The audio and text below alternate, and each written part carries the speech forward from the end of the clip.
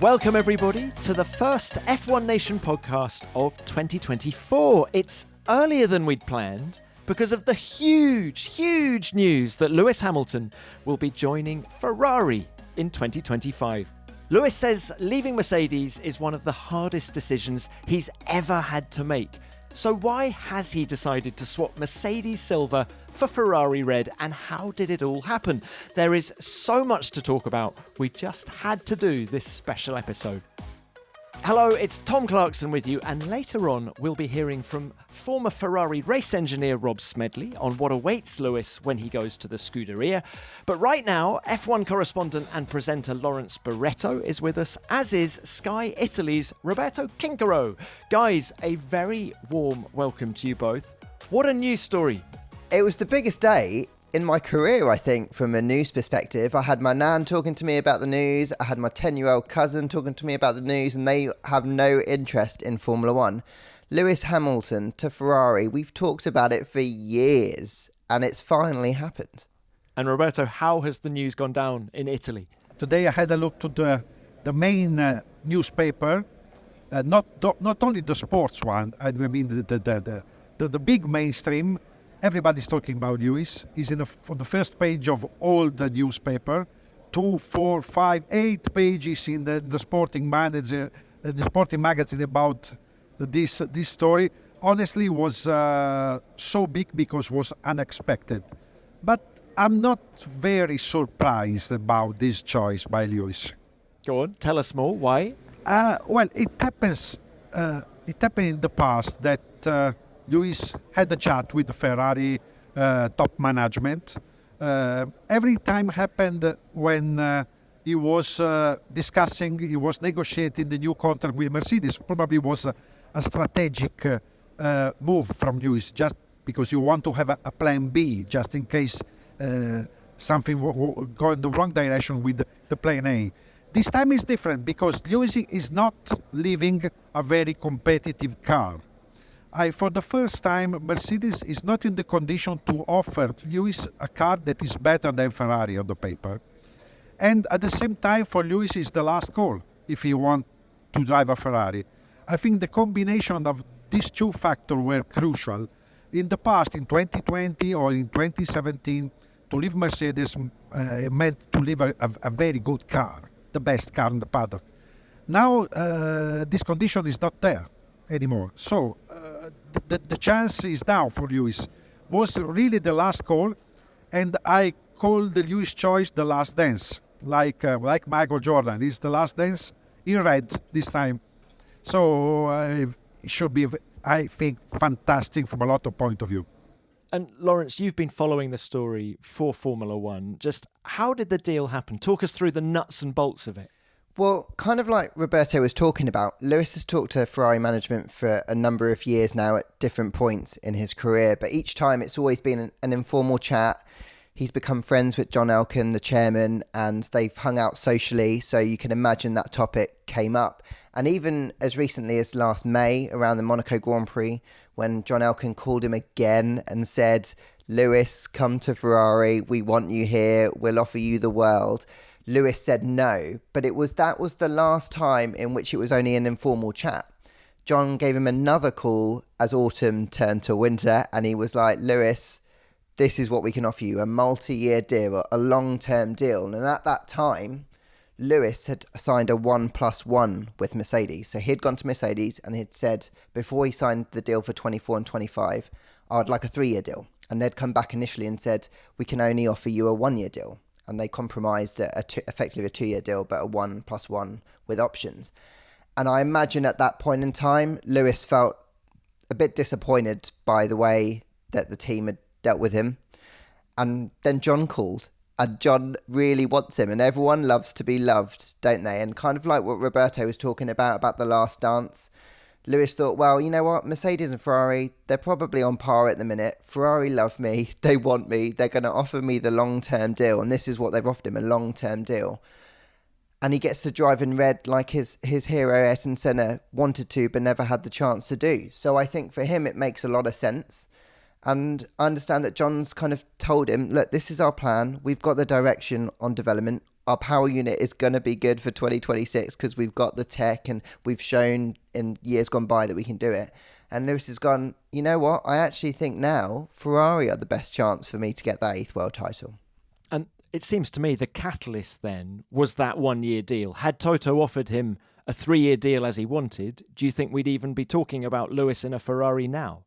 No, I don't think we would do, because I think Lewis is loyal and I think he has a lot of time and respect for Toto. And those quotes in the press release where he said how close he is to Toto and how respectful he is of Toto is true. And I think genuinely every time Lewis said, I want to end my career at Mercedes, he was being honest. I don't think he was lying at that point.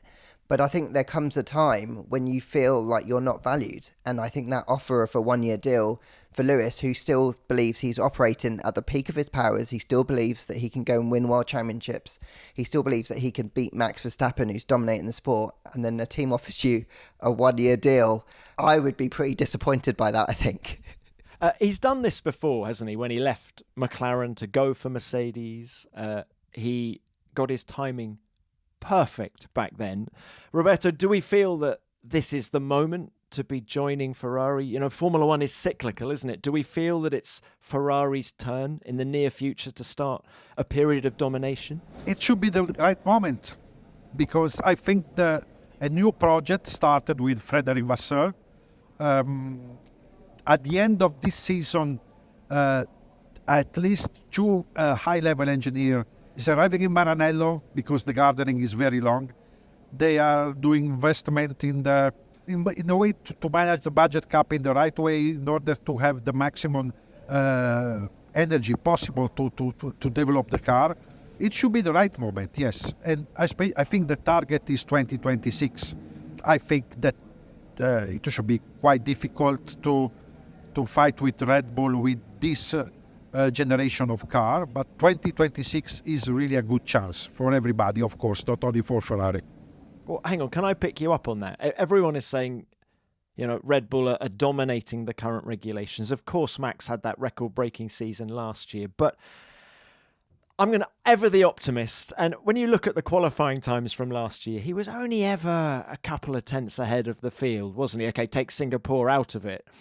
Everything is going to converge this year in 2024. It will get closer again in 25. Do you think Hamilton, Lawrence, can challenge for the championship in 25? Or in his mind, is that the bedding in year and it's all about 26? I think he'll give himself the comfort blanket if it be in the bedding in year, just like he had with Mercedes when he had that first year in 2013 before the regs changed in 2014. But I think he will always believe that he can go and fight for the championship. I think he'll believe that he can take that Ferrari to another level. I think he'll believe that he can match Charles on that epic qualifying pace that he had last year, but then he can then turn it up in the races and kind of maybe be a step on from what Carlos kind of delivered in that car. So I think he'll believe it. Whether or not that will become the reality, I'm not so sure, because I think Red Bull had plenty in their pocket last year, and I believe they turned their eyes to new development for this year so early that I imagine they'll probably kickstart this season hard, and they'll do the same next year. But I do like your optimism, Tom, so I kind of want to be in your camp on that side of things. But I agree with Roberto that I think he's looking at 2026. Roberto, this is justification for Fred Vasseur, isn't it? The biggest signing in recent memory in Formula One. You know, if there is ever such a thing as, you know, job stability at Ferrari, he's now got it. Yeah, part of the job was done by Frédéric Vasseur, but like Lawrence mentioned, the man that pushed it so hard to have Lewis is the president, John Elkann. And it's not the first time that he tried to convince Lewis to swap from Mercedes to Maranello. For sure, it's absolutely a good business for Fred.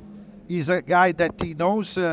During the Christmas lounge, he said with the media, he said that he was still calling Lewis at least one time a month, but sometimes every week. I remember that he was the team principal and the owner of ART Grand Prix when Lewis won Formula 3 and GP2. He changed the career of Lewis in that moment. So the relationship has always been very strong during 20 years, because it's a long time ago. At the moment for Fred is, he has 2 guys in the team. He will have 2 guys that completely different generation, like Leclerc and Lewis, of course. They both drove and won for IRT with Fred Vasseur as team owner. So there is, in that context, in the junior categories, is perfect to start human relationship. Is that you have no stress, you are less people, you have the possibility to travel together, to live together, everybody's in the same hotel, everybody's have dinner together. So it's more easy to start with a good friendship. And I think for Fred should be saying, kind of victory, because he would like to have Lewis. He said last year, a couple of times he said to me, to have Lewis is something that helps you to have also the best engineers. If you have Lewis, is like a present card for the best engineer. Hey, guy, we are really pushing hard now. And I think also from this point of view, it's a very good deal for Ferrari. I did wonder whether the reason that Toto Wolff signed up James Allison on a long-term deal very recently was because he'd got wind of this deal. And James obviously has a great history with Ferrari, and he was wondering maybe whether there might be a flow of more engineers from Mercedes to Ferrari, because they've already got Loic Serra joining in the middle of 2024, haven't they? Lawrence, how do you think Charles Leclerc feels about all this? Do you think he's going to relish the challenge of having Lewis Hamilton alongside? Do you think he was even aware of the Lewis deal when he re-signed very recently? Just quickly, Tom, I'm pretty sure the reason why Toto signed James Allison is because someone else came calling for James Allison and he had to sign him up on a longer term deal. But that might be Do you think someone in red? No, I think someone in green actually came knocking. But that's probably the subject for another podcast. How do I think Charles going to do? I actually think he's going to love this opportunity, because I think if Carlos hadn't had so many DNFs last year, Carlos would have beaten Charles 2 out of 3 years together. And I think that would have been a difficult spot for Charles to be in after that period in time. I think with Lewis coming, it's almost a win-win situation. Get beaten by the greatest driver in the history of the sport, kind of understandable. Beat the greatest driver of the sport, and it shows that the hype is really worth it. And I think he'll back himself to have settled into the team so well now, to understand how they work, understand the culture of the team, have that kind of like split-second decision-making that he can do with the engineers, that he'll have that edge over Lewis early on. And I think he'll back himself to deliver those kind of qualifying performances that he delivered last year. I think he'll back himself to have a better relationship with John Elkann, because we know that he's got a strong relationship with the Ferrari management. He obviously knows Fred very well. So for the number of reasons that Lewis has joined Ferrari for those relationships, Charles already got all of those relationships. So I think it's a really good spot for him to be in at the minute. And it's a great spot for us as fans, because we really do need to find out who the real Charles Leclerc is, don't we? I think we've seen flashes of brilliance from him. We've heralded him as a star of the future, but he hasn't quite made that big leap into convincing us, I think, that he is World Championship material. And now he's got the best opportunity, and it's kind of a sink or swim opportunity for him, isn't it? And do you think he'll sink, or do you think he'll swim? I actually happen to think that he's probably going to have the edge over Lewis in that early phase, because I think of the way that Ferrari works, and Roberto will hopefully be able to talk a little bit more about this, but the way that I understand the culture of that team works, it's going to take Lewis some adjustment, just like it took Carlos some adjustment, just like it took Seb some time to adjust.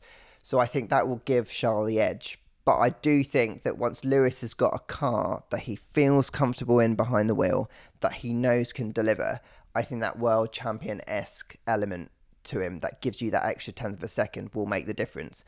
And that is what Ferrari have bought. And that is what they hope will give them the world championship for the first time since, 2008? There are some British engineers at Ferrari, and Jock Clear, one of the engineers, has worked with Lewis Hamilton at Mercedes in the past. But Roberto, how different then? Let's follow up on Lawrence's point. How different is the challenge at Ferrari for Hamilton? How different is the culture? Let's start with the language. Is the language of the team Italian, or is it English at the racetrack? No, it's in English. All the factory speaking, all the gestione sportiva, that is the sport department of Ferrari, is English spoken. Email, meeting, everything is in English. I think 20 years ago was different, but now the work system is more standard. It's the same in every team. They have changed small details, but the approach is the same one. I'm not expecting big difficult from this point of view, honestly. For sure, we have a little bit more pressure from media. Carlos Sainz was the guy that explained very well. Before I signed with Ferrari, everybody was talking me about the pressure, the media pressure. I say, okay, no problem, I can manage it. But if you don't are here, you don't understand what it means. So probably from that point of view, for Lewis will be a little bit new. Honestly, I'm quite optimistic. I can find only a problem in the Italian restaurants, because here the vegan cuisine is not so so difficult, especially in Maranello. For a vegan guy, it's difficult to find the right place. Apart of that, I think it's no. I'm not expecting good problem, but also I agree with Lawrence. For Charles, it should be an opportunity. This one. It remember me when Michael Schumacher arrived in Mercedes.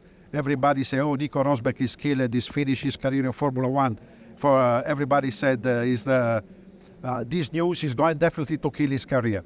In the end, it was a good opportunity for Nico, and the same happened when Leclerc arrived in Ferrari together with Sebastian Vettel. Some people said he's too young. He has not a lot of experience. If you put a young guy close to Sebastian Vettel, you are going to kill me. At the end of the season, probably the situation was the opposite. It was Charles that was killing Sebastian. So I'm expecting a good experience. And honestly, finally, you will have this kind of problem in terms of a relationship. You should have this kind of problem only when you have the car for the World Championship. I'm not expecting a big internal fight for P3 or P4. But of course, the day you had the car for the P1 for the World Championship, in that case, you can have problem. And I think Ferrari now is dreaming to have that kind of problem. Ferrari has answered what next for them. They've got Hamilton, they've got Leclerc, they've got Vasseur's position is strengthened within the team. They're set fair. But what does it mean for the rest of the grid? Let's start with Carlos Sainz. Okay, he has a contract till the end of 2024. What next for him, Lawrence?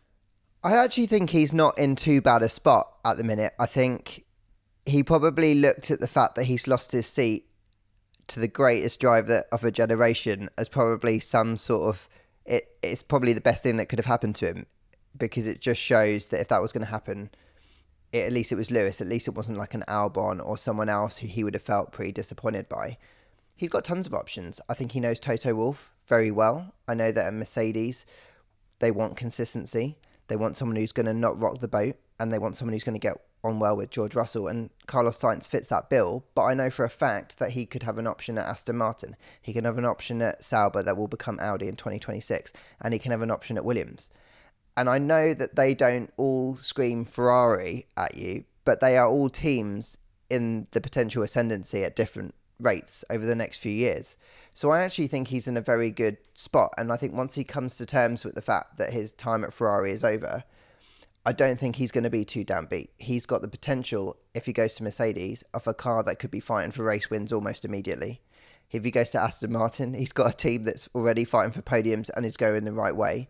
If he goes and hooks up with his old boss, Andreas Seidel at Sauber, he's got a manager who he knows can turn things around. And if he goes to Williams, look what James Vowles has done in the course of a year and the money that they're putting into that team. It could be a lot worse, I think, for him. Well, let's talk about Mercedes then. For me, the key to who replaces Lewis Hamilton is Andrea Kimi Antonelli, a young driver who's been on the Mercedes books since he was in karting. His route to the top has been accelerated. He's not doing Formula 3. He's jumping straight from Formula Regional into Formula 2 this year with the best team on the grid, Prema. He isn't going to be ready to replace Lewis Hamilton in 2025, even if he wins the F2 championship this year.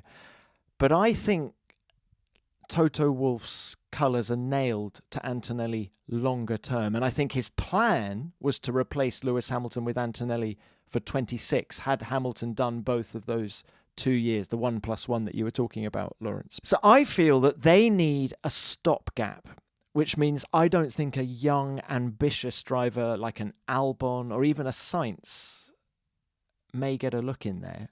I'm going to put it to you guys that they need a stopgap and that could come in the shape of Fernando Alonso, who's out of contract at Aston Martin, or let's go left field. Do you think Toto Wolff could lure Sebastian Vettel back, 4-time world champion? That would satisfy all the Mercedes sponsors for 2 years until Antonelli is ready. What do you think? That's a good question. I think that if you are in the condition to offer a 2-season deal, there are many possible drivers. But if you want to offer only 1-year deal, I agree with you. The number of drivers you can call is much smaller. In that case, probably a driver like Fernando Alonso, he should have an interest to do 1 season in Mercedes. He tried a lot of time in the past to come to Mercedes without success. It should make sense for him, just kind of another last dance for 1 year, and then the right way to say goodbye to Formula One. The problem of Antonelli is that he should be ready for Formula One, but you know that in summertime it should be a little bit. It's too late for Formula One in terms of drivers market. So it's not easy situation for Toto. Of course, he has good relationship with Albon, with Ocon, with a lot of guys, but it's hard to offer this driver 1-year deal. It's not easy for them because remember there is Audi on the market, 1 seat in Red Bull, 1 seat in Aston Martin, or 2 seats in Aston Martin. So Mercedes should not be alone on the market. It's not alone on the market. I think, assuming that Antonelli has an incredible year this year, having skipped F3, and he has an incredible year in F2, and he goes and wins it in the way that, Charles Leclerc and Max Verstappen storm through the junior categories. Assuming that happens, I still think that Toto's preference would be to put him in a Williams maybe first, and give Antonelli a year or 2 in that team, just like Charles had a couple of years in Sauber, that Max had a couple of years in Toro Rosso. I'm not sure Toto's quite the gambler to put him straight into that Mercedes, even if they are in this rebuild process. And that's why, from what already the early conversations that are happening and what I'm hearing is, I think they are prepared to offer a 2-year, ironically, a 2-year deal to entice to widen the pool of who they can entice over. Because I actually think Fernando will still want more than one, because Fernando's going to drive till he's 50, right? So he doesn't want to give up this Aston project for a 1-year dance at Mercedes. I think he'd want to go there and, give him a 2-year, give him something to really chew on for a couple of years, give him an opportunity to rile some people out, do his Fernando thing.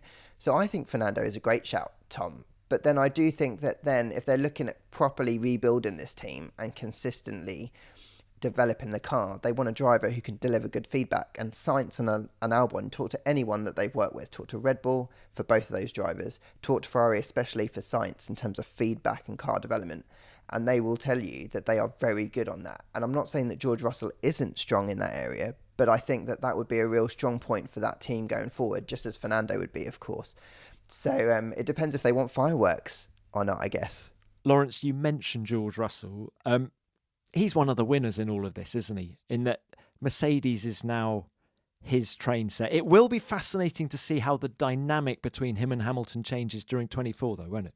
Yeah, and I can't wait for it, because we've already seen some flashpoints, Tom, haven't we, where they've got a bit too close for comfort out on track, and Mercedes have had to be as fair as they can be because they want to protect both their star drivers in very different spots in their career.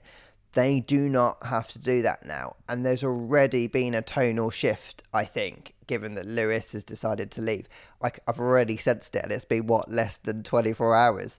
So I do think they are going to throw everything behind George because he is their future now. And I am interested to see how he's going to take that, because we want to see George under pressure and delivering. And so I think it's a real opportunity for him to show the world that he can go and lead this team into the next kind of generation, into that next cycle. I'm intrigued to see if he can do it. Do you think Russell will have any say over who his teammate is from 25 onwards? No, because I don't feel, while him and Toto are close, I don't think that Toto feels the need to have George's approval or even to keep him into that loop. I think the only person on the grid who would ever get that is Max Verstappen, if I'm honest, and maybe Charles Leclerc. And that's no disrespect to George, but I think the way that Toto runs his operation is, I know what I'm doing. I'm managing the drivers. You know, we've got this track record as a team of delivering the right decisions, bringing the right drivers in, even bringing Bottas in when Rosberg left. You know, I think he'll back himself to make those right calls. And actually, it might be quite useful for Toto to bring someone in that's really going to give George a bit of a kick, because every driver needs that kind of thing in their career to make them find that next level. You know, we've seen it with Lando at McLaren. He's really upped his game since Oscar's got there. So I think that Toto might even play, not a game, but I think he'll be quite clever in who he puts in that second seat, with an eye of bringing the very best out of George. It's a big year for Mercedes anyway, 2024, in terms of where they're at from a competitive point of view. And I think what Toto Wolff does next with his other driver, the guy who's going to replace Lewis Hamilton, could be a defining moment in his tenure at the team. Because let's not forget that when Lewis came to Mercedes, Ross Brawn was actually in charge of the Mercedes Formula One team with Niki Lauda, and it was Brawn and Lauda that brought Hamilton to the team. So this is Toto's first opportunity to bring in a superstar of his choosing. So what he does will be fascinating, and if it doesn't work out, I wonder what happens next for him. But anyway, that is down the road. Lawrence, great to speak to you. What a news story. I only hope for Lewis's sake that part of his deal is equity in Ferrari. Did you see what the share price did yesterday? It shot up, didn't it? Absolutely shot up. Fair play to them. Yeah, it's a huge story. The biggest that I can remember my first race as a working journalist was the British Grand Prix in 1995. And I'm thinking back, has there been a bigger story in the time that I've been involved? I mean, I remember Schumacher going to Ferrari from Benetton was huge, but there was an inevitability about that. Whereas this was, caught everybody apart from you, Lawrence, off guard, Hamilton to Ferrari. So it is huge. It gives us a wonderful narrative over the next 12 months as we build up to Hamilton at Ferrari. And then when the cars roll out in Melbourne for the first race of 25, it's a mouth-watering prospect, isn't it? Hamilton in red. Lawrence, thank you very much for your time. Thank you very much for having me, Tom. I've been super excited this last 48 hours just talking to everyone about the potential of this deal and to have this further chat to just discuss the real potential for Formula One as a whole. I can't wait. Bring on 25 now, right? Yeah, well, thank you, Lawrence, and thank you to you as well, Roberto. Great to get your insight onto how things are shaping out in Maranello. And coming up next, we're going to be joined by former Ferrari race engineer Rob Smedley to get his thoughts on what awaits Hamilton when he gets to the Scuderia.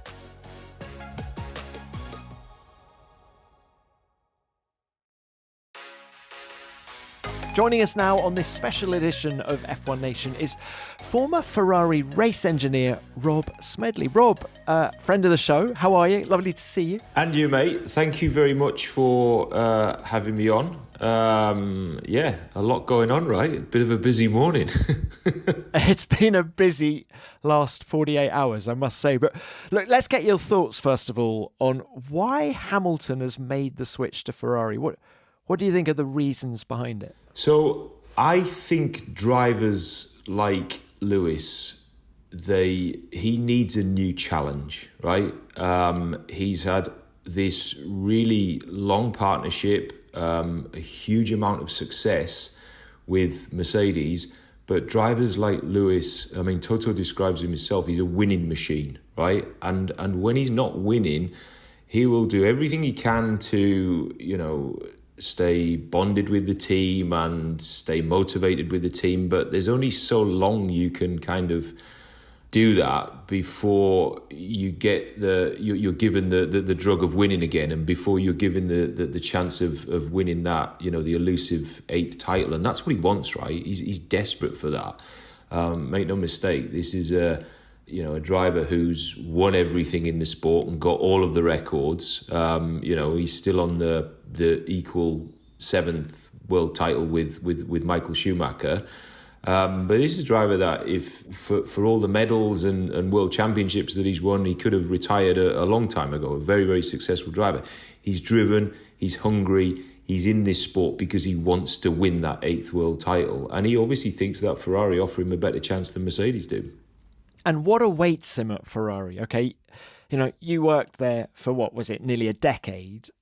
How different is that team to Mercedes, to McLaren, where Lewis was before? I think what awaits him is if you take the top teams in Formula One, the way they are structured technically, the amount that they've been able to invest into their teams in which has built capability to be able to build fast Formula One cars that have a potential to win world championships. There's probably not a great deal of difference. There's going to be nuances that Lewis will notice from Mercedes to Ferrari, but I can't believe that there's a huge difference between the teams. But what will absolutely take him by surprise, I think, is the way that the team will embrace him, and more so the fans will embrace him. I don't think that there's any fans in the world who are as passionate and united as a nation behind their Formula One team. This is make no mistake that Ferrari is as big,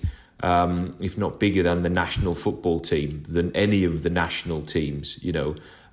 We as UK Formula One fans, we tend to kind of divide our, we can be Ferrari fans, we can be Mercedes fans, we can be, we can kind of get partisan behind whatever team we like. In Italy, there's one team, and that brings a huge amount of energy. And I think that Lewis is a guy that thrives off that energy. He's always been very good with, on a reciprocal basis, trying to use the energy of the fans, either in the stadium, in the track, or just in general. Massive following, very well loved and respected, I would say, across the board as a driver within the sport. So I think that he's going to be able to use that the fan power, if you like, to drive him on to better things. Tell us more about the way the team is going to embrace him, and how you say that it'll be different to Mercedes. Is Ferrari like a big family? Well, no team's like a big family, honestly. And it's a long time since that Ferrari, right? Which we've got to take that into account, and it's got a different set of people there. But I think the culture is still the same. The culture is one of, unwavering belief that this is the most important thing in our lives, and we all have to get behind it. The people that work there are so passionate about Ferrari and the culture of Ferrari and the culture of winning. And I think that Lewis will. It's certainly a very warm team. It has that warmth to it, and my, it's without a doubt, when I look back on my time within the teams, it's the most fond memories that I have of us pulling together as a team, and be united through really quite tough times. And I think that Lewis, it feels to me, I don't know Lewis, very well, but it feels to me that he is a driver that will thrive in that environment as well. Taking all of that like love that is given to him, effectively, that really strong positive energy that's just constantly there. It doesn't go away. The fans the tifosi can get a little bit upset with you at times when you're going through a fallow period, and equally. They let you know about that, as much as they let you know that when you're their firm favourite. They also let you know when you perhaps haven't done what they were expecting over the last few races. So, but for me that's great, right? You want to be surrounded by people that are very open and honest, right? And wear their heart on the sleeve and just tell you how it is. So when you're in favour, when you're not. But I think that Lewis will have a long period of grace. And I think he will help very much to drag the team together as well. Him, people like Fred, all of those guys, drag it all together and start to really give it an extra gear to push it forward. We've seen other superstars go to Ferrari and not win the World Championship? I'm thinking Fernando Alonso, I'm thinking Sebastian Vettel. Do you think it's going to be different this time with Hamilton? Do you think he brings something different? I think it potentially can be. I think that he's such a consummate professional that he will lift every area of the team.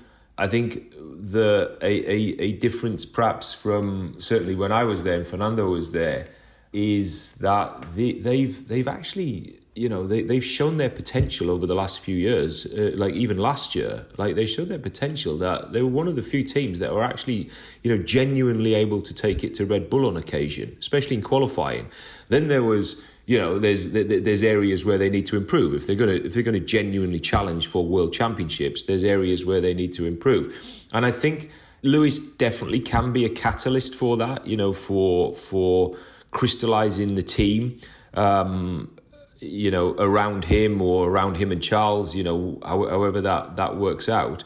And just giving them, sometimes a Formula One teams just needs, everybody's putting in 110%, but it just needs something to help them put in that extra 1%. And that 1%, so you're putting in 111%, all the mathematicians are going to hate me for using a number bigger than 100, but whatever. But putting in that extra 1-2%, it makes a massive difference. And once you get, it's the same as what happened with Red Bull after their fallow period. Once you start to win, it actually becomes difficult to stop, right? You've got to almost make specific interventions for it to stop, like breaking up the team, key drivers leaving or stuff like that. That's how that's how periods of domination stop. But you see, once it gets a sniff of winning and it's got a group of people behind it or instrumental within that team, people like Lewis who are just winning machines and just are driven to win weekend in, weekend out. And if you've got that group of people leading your team, it actually becomes difficult to lose. And I think that's what we may see with Ferrari. And how do you think Fred Vasseur, John Elkann are going to manage the two drivers? Because Charles Leclerc is hugely quick. Lewis Hamilton doesn't need any introduction in that way. Because in the past, Ferrari have always favoured one driver. I'm thinking Schumacher over Massa, Alonso over Massa. Fernando is faster than you, one of your infamous lines. Can't remember. Do you think will Lewis be favoured over Charles, or do you think they're going to try and run two number ones? I think what my feeling on this, and I haven't spoken to anyone at Ferrari about this or anyone who would have made a decision to take Lewis. My feeling is that they wouldn't really be thinking in those terms right now. They see that as this is another level as a teammate for Charles, if you like, which will for a teammate of Charles's caliber, Lewis will be able to teach him a lot, and it will facilitate an improvement in Charles. So if you've got an improved Charles and you've got Lewis Hamilton in your team, that's a win-win. Now, at some point, there's a possibility that they will have to manage the drivers, if they're very close and Lewis or Charles is a favoured for the World Championship. But that's, in plain terms, Tom, that's a first world problem to have, right? I'm sure that Ferrari is sat there hoping that they need to manage their two drivers, or one over the other to get them a World Championship back to Maranello. I think that Fred Vasseur, in those types of terms, is a really strong manager. I think that he'll have no problem, kind of controlling that situation and just getting the best out of both drivers for the team. But absolutely, as we sit here today, they will be relishing the fact that you've got Lewis Hamilton coming into your team that gives you a lift. That will give a lift to the rest of the team, including Charles Leclerc. So you end up in a win-win situation. God, it's mouthwatering, isn't it? It's so exciting. It's super exciting, right? I mean, I may or may not have had an inkling this was coming off, but for me, even if it's just by a few hours, it's kind of like it kind of makes you step back. Like, this is what I love about Formula One, and I've always loved it's so unpredictable, right? If you sit here at Christmas and think, at that point, I think Lewis had already signed his now what has become a 1+1 contract, and you think, okay, well, Lewis is kind of, Mercedes is sorted, all the top teams are sorted. Lando comes in and he signs for McLaren. In what I thought was actually, if I may just go off topic for just 10 seconds, it was a really nice and magnanimous gesture by a driver to do that for a team, actually. What Lando did for McLaren, saying that I've done this because I want the team to know how much I trust them, I thought that was a really nice gesture. But anyway, going back to the point, everybody's kind of signed, and you think, well, it is what it is. Let's see if there can be any, disruption this year to the Red Bull juggernaut. And then you get this bit of news, and it's great. This is what's great about Formula One, right? It's been a fairly heavy week for news. Tis indeed. Well, look, Rob, thank you very much for your time. Great to get your thoughts. You've been there, done that in Maranello, and we now have an idea what awaits Lewis Hamilton in 2025. So thank you. Thanks, Tom. Speak to you soon. Well, for more on Lewis's move to Ferrari, please do check out Formula1.com and F1's social media channels. And F1 Nation is going to be back on Monday, the 26th of February. We'll be looking at the times from pre-season testing and previewing the first race of 2024. But for now, thanks for listening. F1 Nation is produced by Formula One and Audioboom Studios.